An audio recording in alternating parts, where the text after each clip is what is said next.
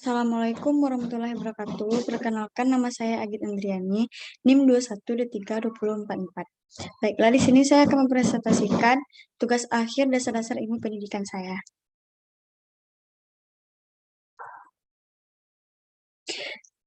Yaitu tugas menganalisis permasalahan pendidikan di Indonesia. Kolom pertama yaitu fakta permasalahan pendidikan di Indonesia. Kolom kedua, faktor mempengaruhi berkembangnya permasalahan. Faktor ketiga, upaya penanggulangan permasalahan. Nomor 1, pemerataan pendidikan di Kalimantan Selatan. Artikel ini telah tayang di Banjarmasin Post.co.id dengan judul Pemerataan Pendidikan di Kalimantan Selatan. Berikut linknya. Kolom kedua, keterbelakangan sarana masyarakat kita yang umumnya berada di daerah terpencil yang ekonominya lemah dan kurang terdidik akan mengalami keterbelakangan sarana kehidupan.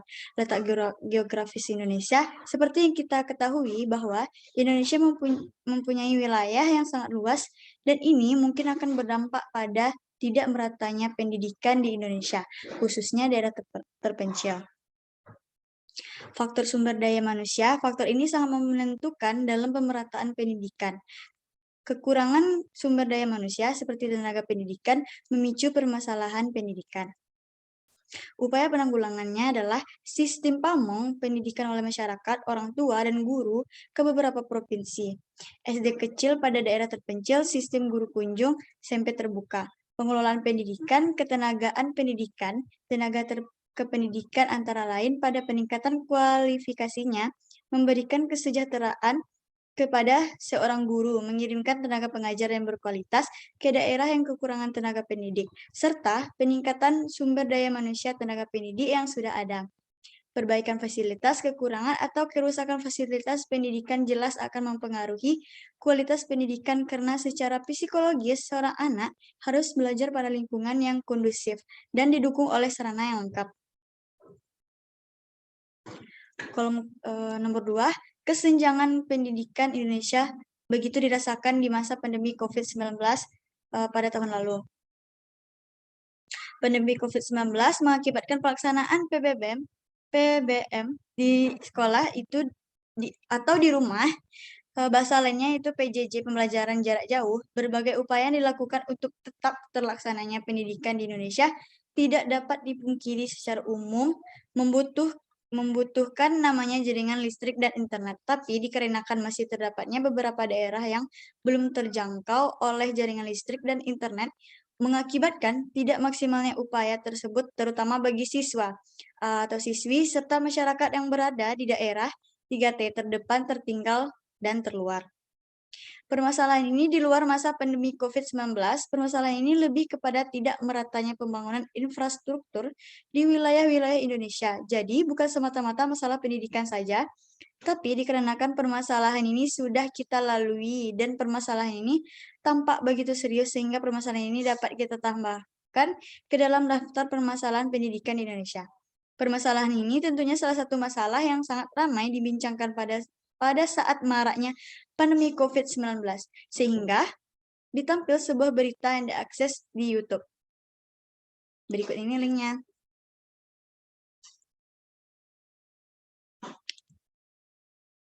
Kolom kedua itu keterbelakangan sarana serta pembangunan infrastruktur yang tidak merata. Dengan adanya pandemi COVID-19 ini, kesenjangan pendidikan di Indonesia sangat dirasakan. Kesenjangan yang dirasakan yaitu tentunya fasilitas yang tersedia kurang atau bahkan sangat tidak memadai. Salah satu di antaranya itu permasalahan adanya daerah yang belum terjangkau jaringan listrik dan juga internet. Jadi, untuk faktor yang mempengaruhi terjadinya permasalahan ini adalah tidak meratanya pembangunan infrastruktur di Indonesia sehingga ketika terjadi permasalahan seperti pandemi COVID-19 yaitu masa-masanya kita sangat membutuhkan fasilitas tersebut. Kita menjadi susah karena fasilitas yang kurang atau tidak memadai. Upaya penanggulangannya adalah menyediakan sarana serta pembangunan yang merata. Dengan adanya pandemi COVID-19 ini dapat memberikan pengajaran kepada Indonesia agar pembangunan infrastruktur itu diharapkan dapat merata sehingga pada masa-masa kita sangat membutuhkan sarana dan prasarana tersebut. Kita dapat menikmati sarana dan prasarana tersebut dengan baik.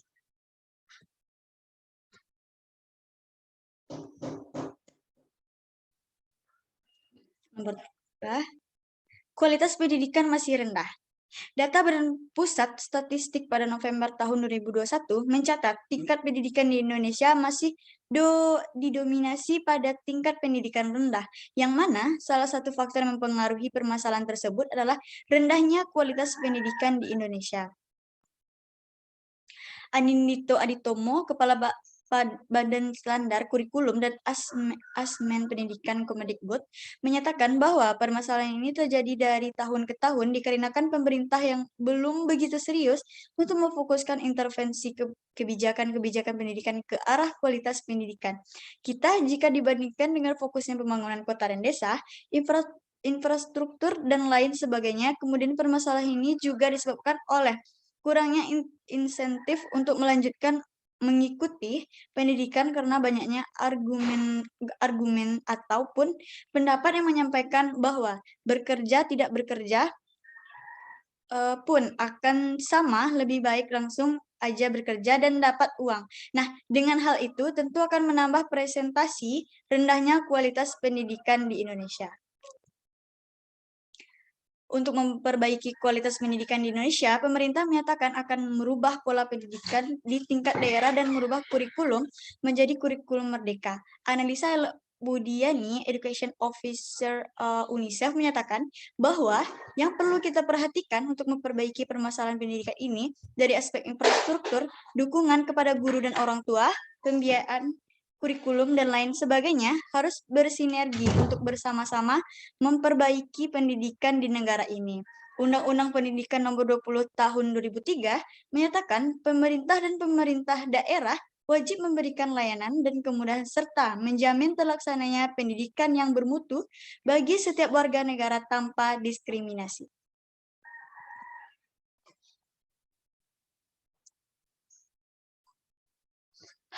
Berikut beritanya ditayangkan di YouTube CCN Indonesia 10 Juli 2022. Berikut linknya. Nomor 4, relevansi sikap siswa sebagai bagian dari pendidikan. Setiap tahun selalu diperingati Hari Anak. Berbagai slogan tentang penyelamatan anak digaungkan, tapi anak-anak Indonesia masih saja belum lepas dari beberapa persoalan tindakan kekerasan.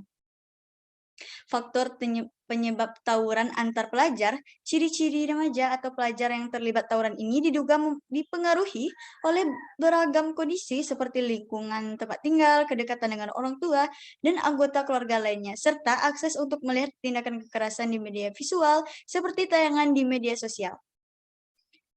Faktor internal terjadinya masalah ini yaitu mengalami krisis identitas, yaitu bentuk pengalaman terhadap nilai positif yang akan mewarnai kepribadiannya. Jika tidak mampu untuk menemukan atau menginternalisasikan dengan figur yang ideal, maka akan berakibat buruk, yakni munculnya penyimpangan-penyimpangan perilaku tersebut. Jika remaja tidak mendapatkan panutan yang baik dan keyakinan sendiri atas identitasnya, maka cenderung akan mengikuti tren di lingkungan sekitarnya, termasuk itu tindakan kekerasan. Memiliki kontrol diri yang lemah, yang mana kontrol diri yang lemah itu seperti ketidakstabilan emosi, mudah marah, frustasi, dan kurang peka terhadap lingkungannya. Faktor eksternal yang mempengaruhi terjadinya tindakan kekerasan atau tawuran ini adalah pengaruh media. Faktanya sebuah penelitian menemukan bahwa video game kekerasan tidak hanya meningkatkan perilaku agresif, mereka juga meningkatkan pikiran marah serta peningkatan detak jantung dan tekanan darah.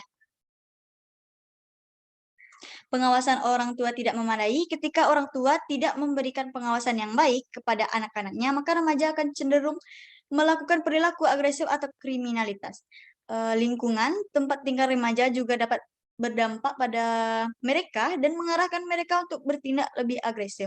Ketika ini terjadi, remaja mungkin berusaha mengamankan lingkungan dengan menggunakan kekerasan sebagai cara untuk menertibkan daerah tersebut. Akibatnya, kekerasan pemuda seringkali bermanifestasi sebagai kekerasan geng atau perang wilayah, perang senjata, dan jenis kekerasan lainnya. Upaya tersebut adalah dapat dilakukan untuk mengatasi tindakan kekerasan tersebut. Pihak pemerintah melalui Pendidikan menetapkan berbagai kebijakan yang dapat mengakomodasi penanganan secara komprehensif.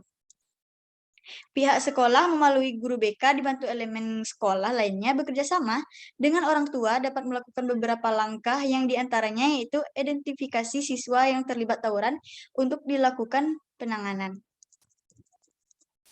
Khususnya memberikan pendidikan formal, setiap guru menjadi figur yang baik sehingga dapat dijadikan contoh oleh murid-muridnya. Memfasilitasi para pelajar untuk dapat melakukan kegiatan-kegiatan sekolah yang bermanfaat dan sebagainya.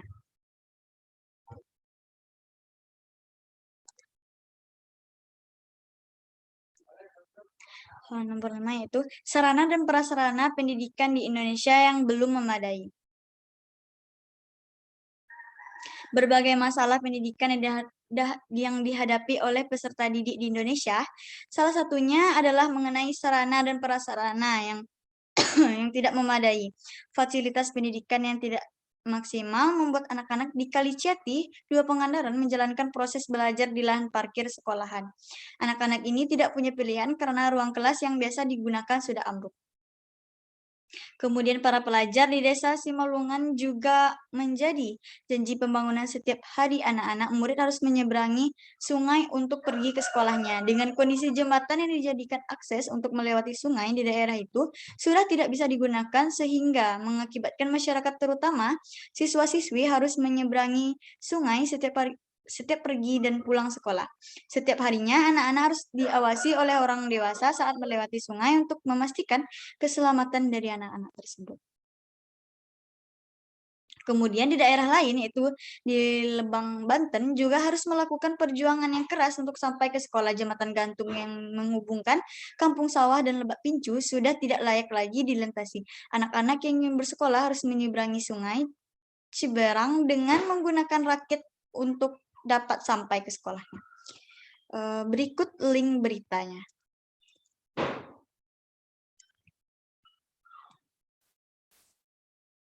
Keterbelakangan sarana dan prasarana pendidikan, faktor penyebab dari problematika tersebut adalah alokasi dana yang terhambat karena banyaknya kasus penyalahgunaan anggaran di sekolah yang seharusnya digunakan untuk sekolah dalam pemenuhan sarana dan prasarana, tapi digunakan untuk kepentingan lain seperti kepentingan pribadi, sehingga siswa lagi yang akan menanggung risikonya. Adapun faktor lain yang menyebabkan permasalahan ini adalah kurang atau buruknya perawatan fasilitas sekolah sehingga pihak sekolah tidak memperhatikan bagaimana merawat dan sarana dan prasarana yang telah diberikan pemerintah.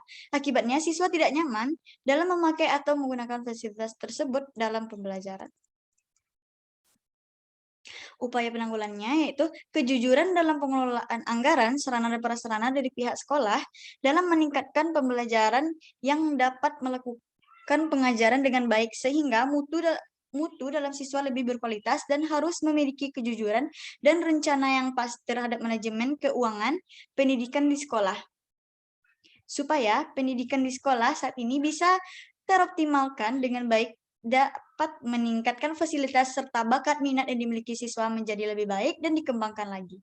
Pemerintah juga harus meningkatkan fasilitas yang ada di sekolah agar siswa dapat belajar dengan nyaman terhadap fasilitas yang memadai tersebut. Serta pemerintah hendaknya lebih tegas dalam menangani oknum-oknum yang menyalahgunakan dana yang tidak bertanggung jawab akan hal itu.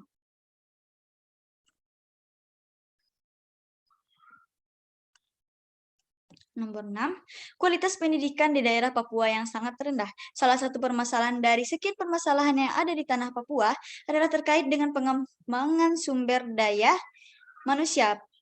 Pembangunan pendidikan di tanah Papua sudah bisa dilaksanakan sebagai mestinya di perkotaan dan pinggiran. Namun demikian, di wilayah pedalaman yang sangat jauh dari pusat-pusat pemerintah, ini adalah fakta yang di mana masih berbanding terbalik, yaitu masih diliputi sekian banyak keterbatasan. Banyak sekali ditemukan fasilitas pendidikan yang sudah tidak memadai, yang seharusnya 6 ruang, tapi hanya terdapat 3 ruang, yang itu pun hampir roboh. Belum lagi permasalahan jauhnya jarak dari permukiman warga ke sekolah. Salah satu aspek yang paling mempengaruhi adalah kualitas pendidikan. Contoh sederhananya saja adalah kemampuan membaca yang kalau seandainya dibandingkan dengan pulau-pulau lain seperti anak-anak kota itu jauh tertinggalnya.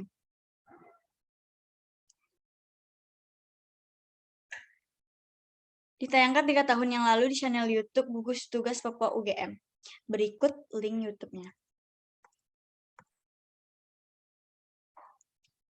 Keterbelakangan guru dan sarana prasarana diakui bahwa hingga saat ini masih sangat dibutuhkan tenaga guru di tanah Papua.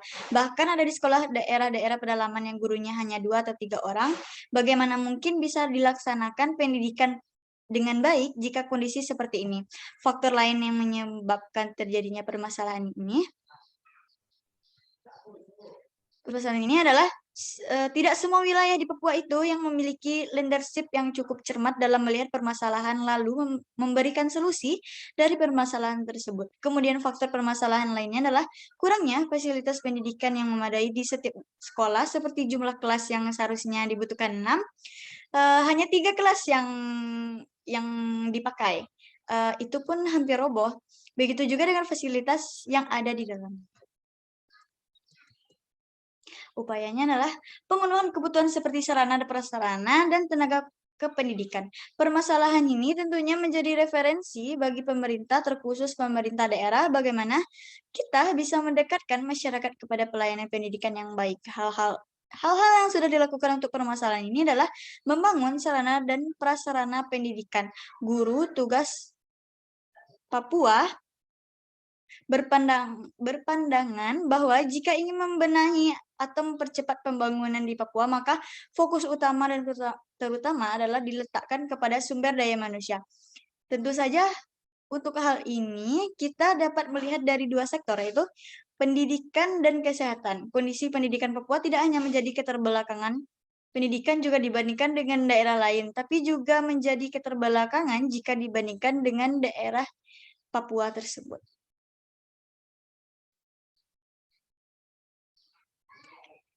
Nomor 7, kurangnya tenaga kependidikan di Kota Palembang. Masih kurangnya tenaga guru di sekolah dasar di Kota Palembang saat ini ternyata juga berpengaruh terhadap kualitas belajar mengajar di setiap sekolah. Kepada Dinas Pendidikan Distrik Kota Palembang, Ahmad Zulinto mengatakan, para guru honor tentunya tidak akan maksimal dalam memberikan pembelajaran sebab mereka harus bekerja berat dengan honor yang rendah. Dibilang berpengaruh, tentunya berpengaruh. Sebab apa? Meski mereka mengajar dengan honor rendah, otomatis mereka akan mencari kerja sampingan untuk menutupi kebutuhan sehari-hari yang tidak cukup bagi mereka. Permasalahan ini ditayangkan pada Senin 20 November 2017. Berikut linknya.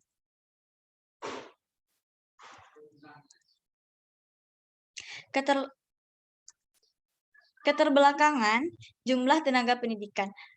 Menurut Zulinto yang juga selaku Ketua PGRI Sumsel, kekurangan tenaga guru SD ini bukan hanya terjadi di Palembang saja, tapi juga di beberapa daerah di Sumsel.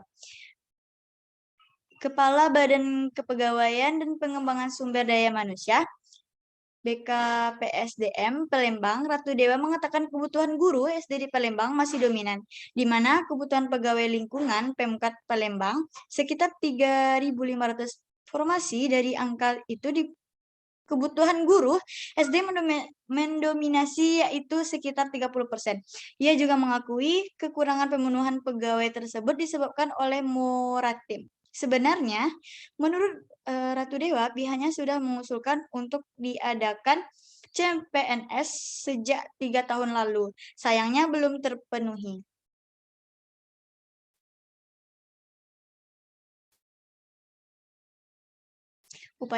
Upayanya yaitu Kementerian Pendidikan dan Kebudayaan Kemendikbud menyiapkan 5 program afirmasi untuk mengatasi kekurangan guru di daerah terdepan, terluar, dan tertinggal, yaitu 3T. Program afirmasi tersebut yakni program sarjana mendidik di daerah 3T, program guru garis depan, GGGD, dan guru yang bertugas di daerah khusus, program sertifikasi keahlian dan sertifikasi pendidikan bagi guru SMA atau SMK.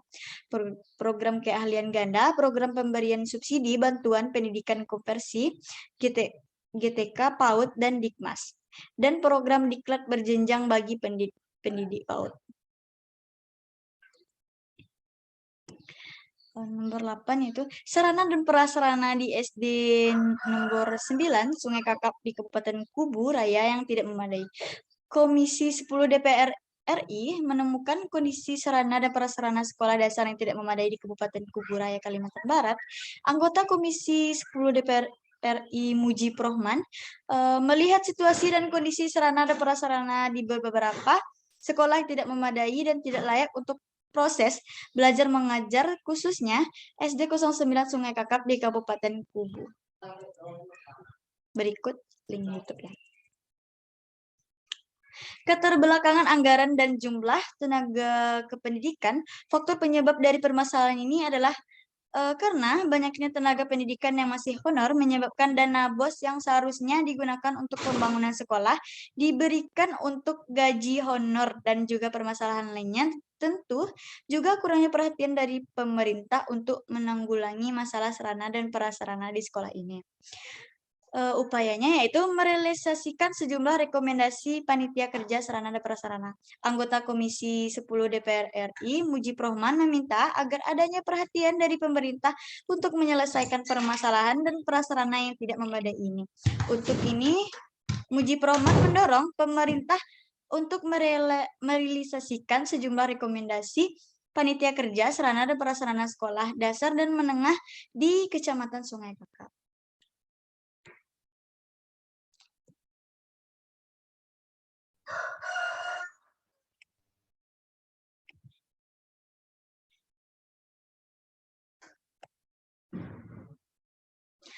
Sekian presentasi saya tugas akhir dasar-dasar pendidikan. Saya tutupi dengan Assalamualaikum warahmatullahi wabarakatuh.